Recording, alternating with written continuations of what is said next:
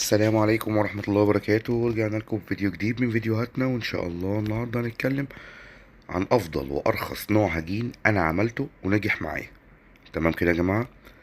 الهجين ده أصلا كان في الأساس جيلين ورا بعض، جيلين ذكر لاحم مع نتاية زاجل أبيض،